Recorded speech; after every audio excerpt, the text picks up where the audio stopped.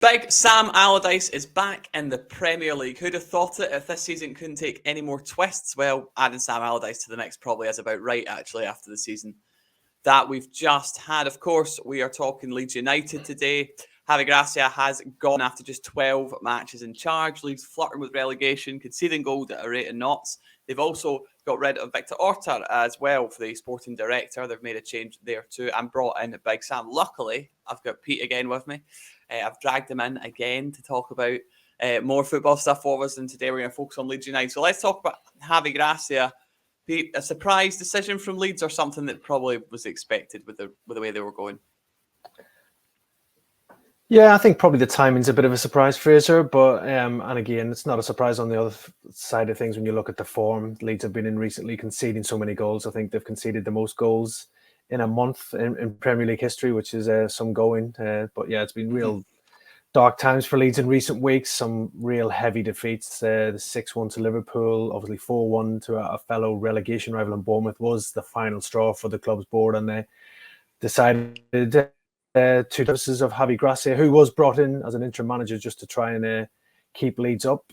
He got off to a relatively decent start. Things were looking positive for Gracia, and Leeds picked up a few decent results. They were looking a bit more solid, but yeah, it's all gone Pete Tong in the last month or so. Yeah, really some disappointing performances.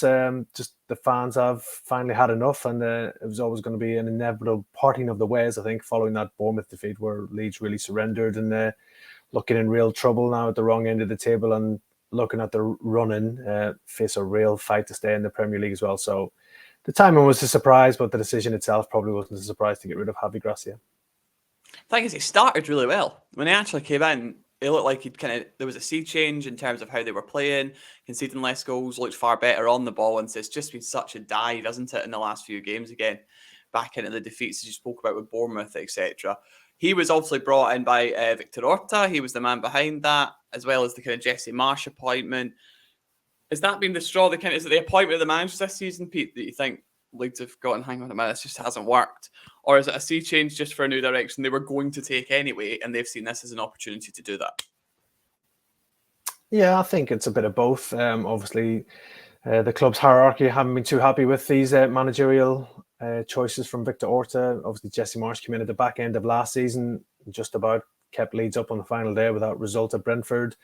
Spent heavily in the transfer market in the summer to try and improve things as well. It hasn't really happened for Leeds, and that's why Jesse Marsh ended up losing his job. So, yeah, it took so long to find a replacement for Jesse Marsh as well. There was a number of candidates linked up with Javi Gracia, which I don't think anybody expected the former Watford manager to end up getting that job at Elland Road. As you said, he got off to a decent start, was making improvements to that lead side. But yeah, the results lately just haven't been good enough. The performances, it's probably been the manner of the defeats as well, which has really cost Javi Gracia to just surrendered in a lot of these games and real heavy defeats, conceding so many goals. So yeah, some players have been coming under a lot of fire. The likes of Meslier and goals coming for a lot of criticism for his performances in recent weeks as well. So yeah, I think obviously Victor Orta was always going to pay the price for those managerial choices. And yeah, as you said, I think it was probably a sea of change coming at the club this summer as well. I fully expected Victor Orta probably to leave in the summer, but they've decided to make that decision earlier now, maybe to try and win back a few of the fans who have been unhappy with Victor Orta in recent weeks, calling for changes at board level and at the recruitment level of things as well. So he's gone early, and I think now Leeds, all focus is just to try and gather support amongst the supporters, try and make Elland Road a fortress if they can in between these last 4 games they've got, and trying to get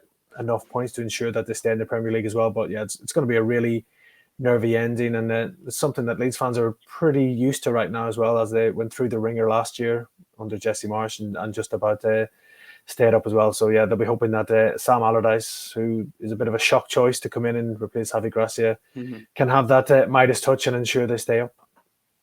Yeah, it's not quite like Sean Dyche. Sean Dyche is probably more of a recent manager in terms of this stuff, but it's along that kind of mold, isn't it? This is a guy that he's done this before. He can come in, have an instant impact, big character. We'll just get in there, get the boys sorted, and hopefully get us out the mess. But you are right with Elland Road. Same with Goodison Park with Everton, right? They're 2 stadiums that if they can get them going, that could keep them in the league. We've seen that with Everton last year, I think.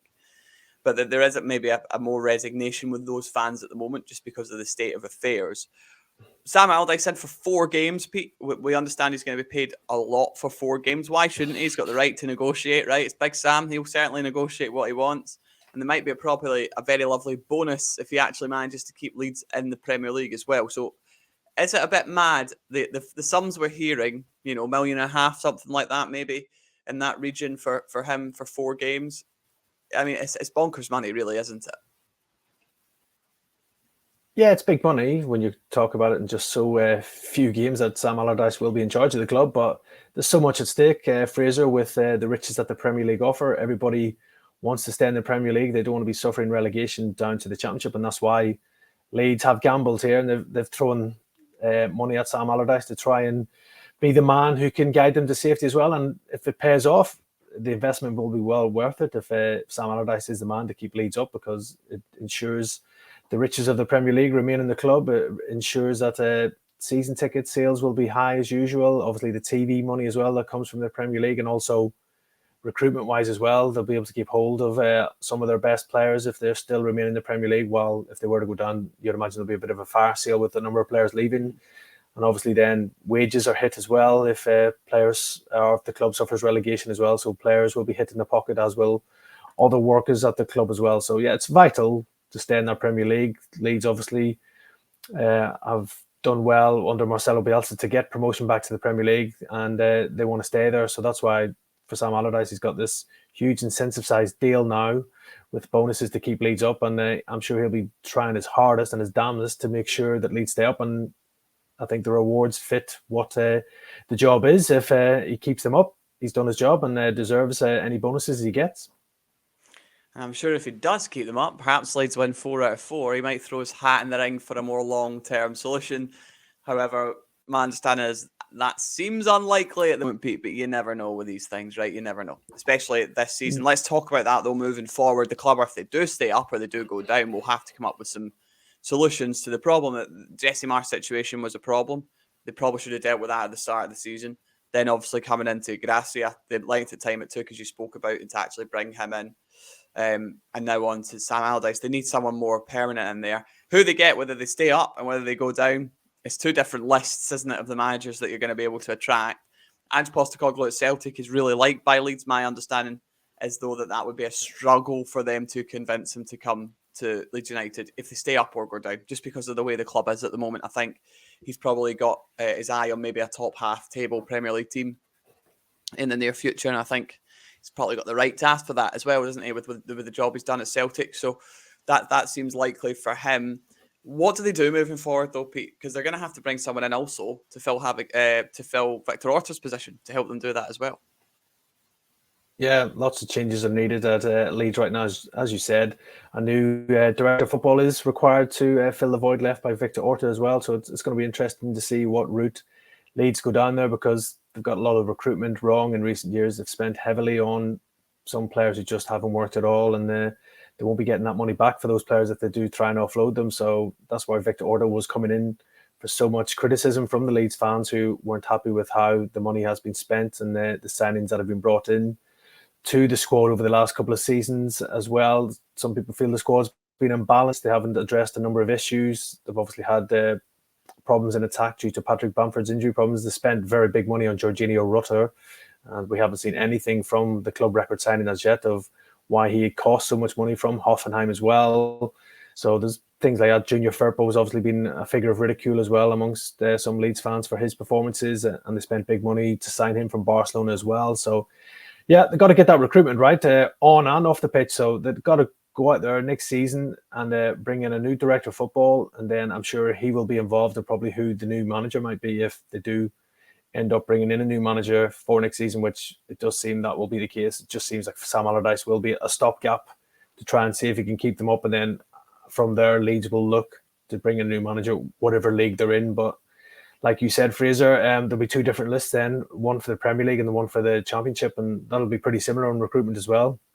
There'll be one list of players for Leeds if they stay in the Premier League, and there'll be a different list if Leeds do go down to the Championship. So massive few months coming up for Leeds United. Lots of change set to go on, and right now they don't know really where they're going because of the precarious position in the Premier League. Yeah, it's not great for Leeds fans. Very kind of nervy time. Speaking of, Robbie Keane's coming in. I'm sure they could ask him if he's got some boots that he could wear. Maybe Robbie Keane could sort out the striker issue for them. I'm sure he's still got it in the locker. But let's talk about some of those players that you spoke about, outgoings. Sorry to interrupt. Just a quick note to say, please make sure you like and subscribe. It's now really picking up for the transfer market in summer, and Football Insider is a place you want to be for the latest news. So please make sure you subscribe. It really helps us out to keep bringing you the latest content, and then you won't miss when more videos are coming, more next week as well to look forward to. All right, I'll get out your way and back to Leeds United. You've got the Dan James transfer talks, Pete, that you put out as well the other day. Why don't you talk to us a little bit about Dan James? Yeah, obviously Dan James has been on loan at Fulham, was let go by Leeds, which was surprised a few people at the time when he did leave Ellen Road to go to Fulham. He's had a mixed time at Fulham, it's fair to say. He hasn't probably played as many games as he probably would prefer. So I think Fulham will sit down and discuss what Leeds have in mind for Dan James as well. If Leeds do go down, I think it's inevitable that they will look to sell him. He's on decent money there at Ellen Road as well, and it looks like he's not going to be figuring in their plans going forward. Even if they stay up, I think they might be willing to listen to offers for Dan James as well. So he's in a bit of limbo right now as well. Fulham obviously have had a few injury problems as well to some of their players recently as well, so that might step up their interest in making this move permanent as well. But yeah, I think he's a player who's probably surplus to requirements at Ellen Road going forward.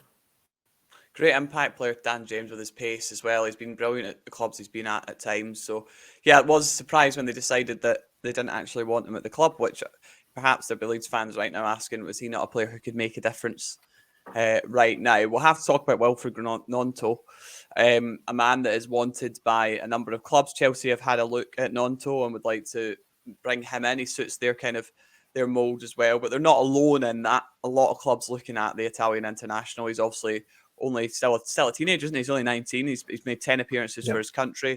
He's been brilliant for Leeds, obviously, probably not in this period as well. He struggled at times with fitness, but he's a player that will leave, isn't he? And he's probably one that they signed for so cheap as well.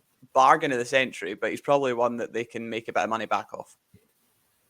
Yeah, I think obviously if Leeds do end up selling Wilfred Nonto, I think this summer they will come back with a hefty profit on him because he has enhanced his reputation, I think, since joining the Ellen Road outfit. He's been very impressive at times for Leeds United as well. Probably the big question for Leeds fans is they've been asking is why he's not been playing as often on this year. I'm sure Sam Allardyce, once he comes in there, will have a quick look at that squad and assess it, and he will know that he'll have to play his best players to try and get some results between now and the end of the season to get enough points to stay up as well. And I'm sure Willie Nonto is going to be a big player for Leeds in these last few weeks of the season as well. But as you said, Fraser, lots of interest from Premier League clubs in Nonto. There'll be a lot of interest in Serie A clubs as well due to what he's done to the Italian national side as well. So yeah, I think there'll be clubs queuing up to sign Nonto this summer, especially if Leeds go down, and they're going to face a real battle to keep hold of him. So they might try and have to drive a hard bargain from him and try and get as much as they can for Nonto this summer.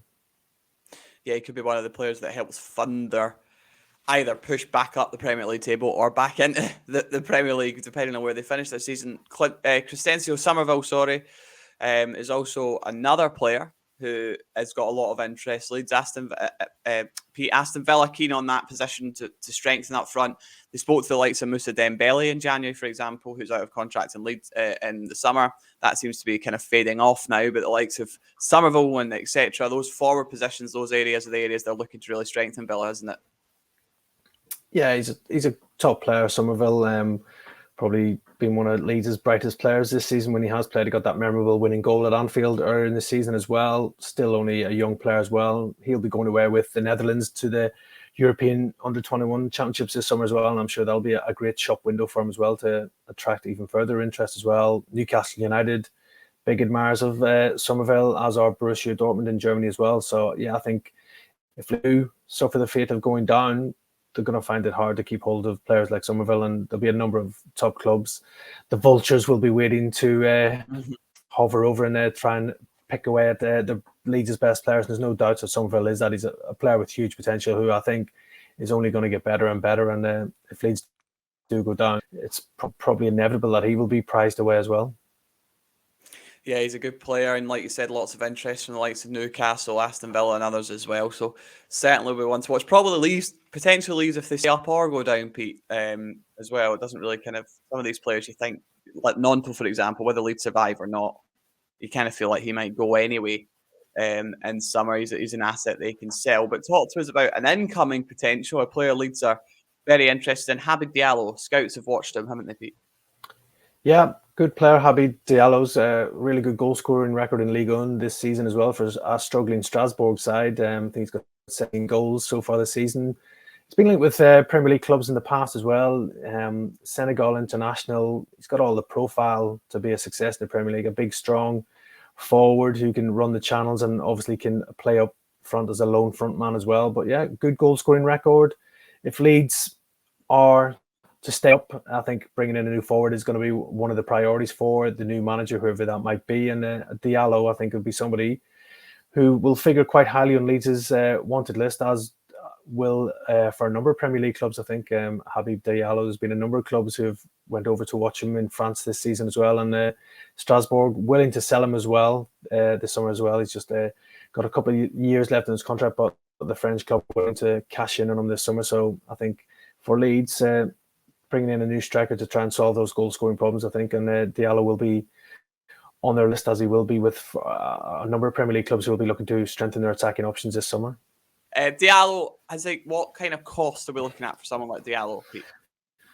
Yeah, I think for somebody like Diallo, his goal scoring record in France, I think you're probably looking between 15 to 20 million pound mark for him as well. Strasbourg are obviously battling to stay up in Ligue 1, so if they were to suffer relegation, they wouldn't be able to command such a high fee from as well. But I think for that type of price tag, it would represent a bit of a bargain as well. He's, as I said, got good experience, a Senegal international as well, and I think he's coming into the peak of his career right now as well. So I think he could be a good bargain, good value for a number of clubs this summer. Yeah, and funnily enough, a side note, really interesting player to watch is Josh Maja, who's at Bordeaux. They're currently in a promotion race at the moment. They have an option to extend if they get promoted, but it's so tight at the top, we don't know if that's going to happen. And Maja's wanted by a number of English clubs. Rangers have looked at him, a number of clubs have looked at him. So that's a complete side note, but a really, really interesting one to watch, see what happens with the likes of Josh Maja as well. What kind of budget can Leeds fans expect from the club in summer? Are they going to go all out, Pete, or do you think they have to be slightly more careful? I think they will have to sell a few players, won't they, to help?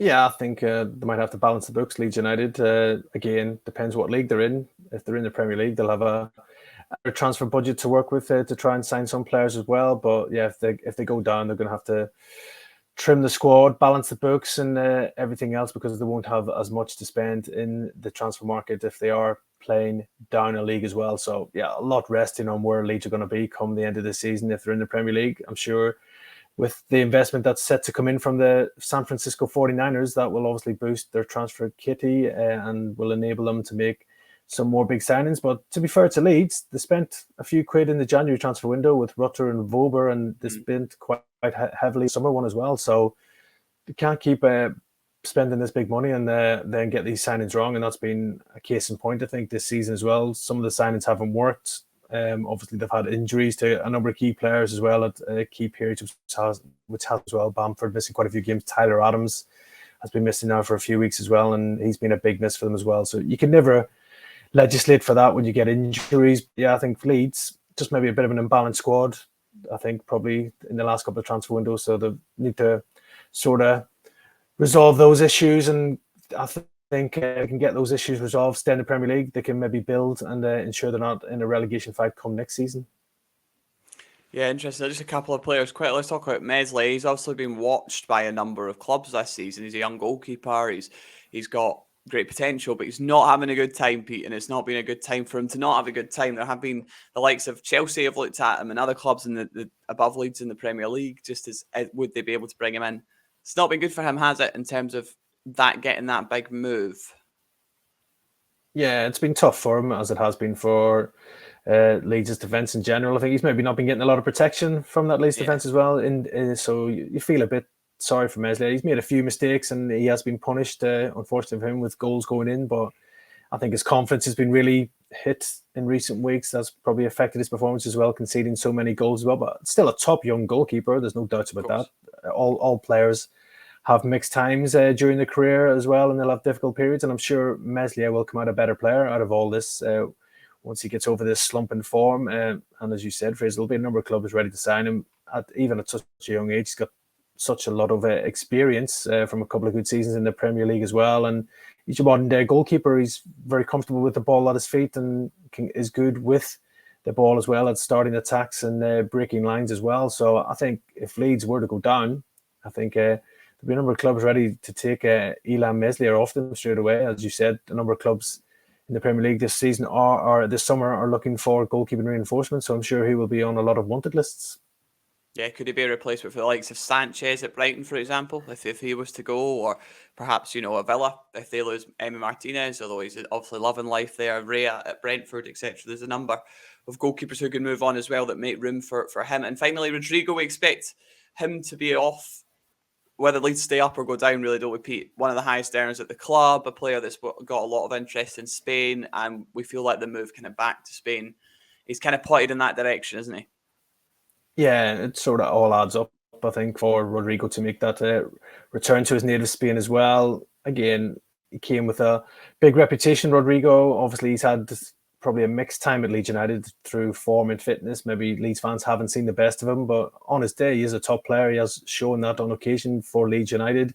But as you said, he's amongst the top earners right now at Elland Road. I think if Leeds are looking to balance the books ahead of the summer transfer window, I think they would listen to offers for somebody like Rodrigo, and I'm sure the player himself would also consider a move back to his native Spain if the right offer does come along as well. So I think a mutual parting of the ways would probably suit everybody involved in this episode. I think with Leeds player move on and the player maybe getting his wish to move back to Spain. For sure. We'll watch out perhaps for another former Leeds player coming back to the Premier League in Rafinha at some point. I'm sure that'll be one to watch over the summer as well. But a big 4 games for Sam Allardyce. Big 4 games for Big Sam. So Leeds have gone and got their man. They've brought him in hoping that he can save them. A huge summer ahead potentially, whether they are building to come back up or they're building to push up the Premier League table once again. And then, of course, they'll have to make sure they sign the right manager, get the right director. There's a lot to happen at Elland Road over the next few months. Thanks, Pete, again, mate, for joining me. Make sure you like and subscribe, and we'll see you in the next one. Cheerio.